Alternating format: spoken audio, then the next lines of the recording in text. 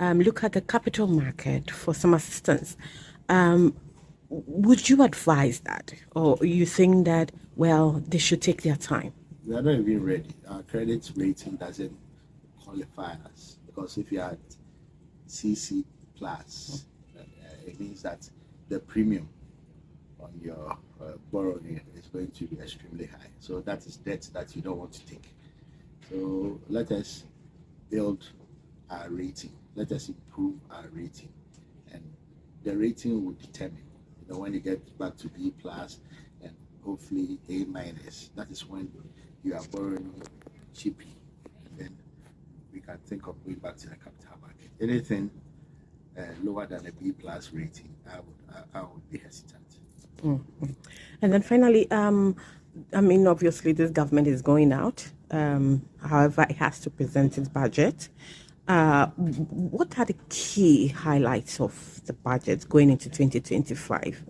So in an election year, essentially there's no budget there because you don't know who will assume the reins of power and then their agenda thereof. So in an election year, the Constitution says that you will only have a vote on account for 3 months just to pay for government services and salary. So there's no budget. And so Parliament just has to approve a vote on account for the running of government business for the first 3 months of 2025, so that by the end of March 2025, the new government will have to present their budget and spell out their policies and programs. But with the kind of period that we have been, this government had to deal with all that happened.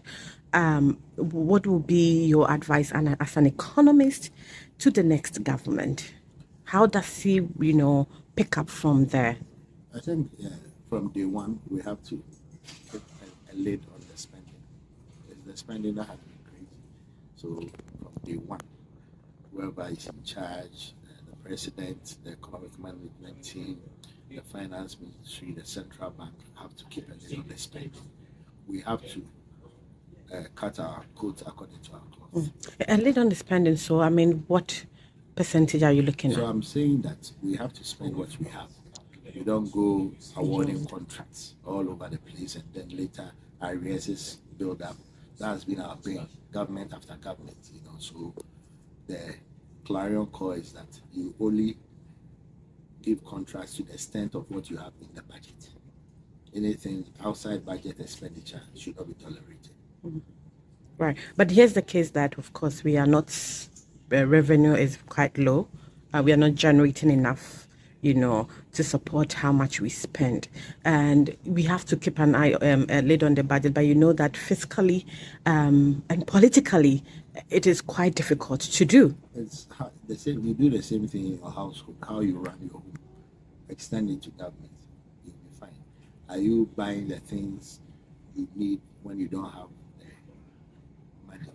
There are so many things your kids are always asking you to get them. But for political reasons, it's different. Yeah, but the politics should not lead us into stupidity. Okay, so that we are just awarding contracts when we don't have the money. It comes in the end to hurt all of us. When you overborrow, when you overspend, your currency deteriorates, inflation goes up. We are all poor. Okay, so that if you look at the exchange rate 2 years ago and where we are now, whatever you had in cedis, if you had dollarized, look at it now today. So you are poor. So that is what you have to always keep at the back of your mind. That whenever the macro fundamentals deteriorate, everyone is poor.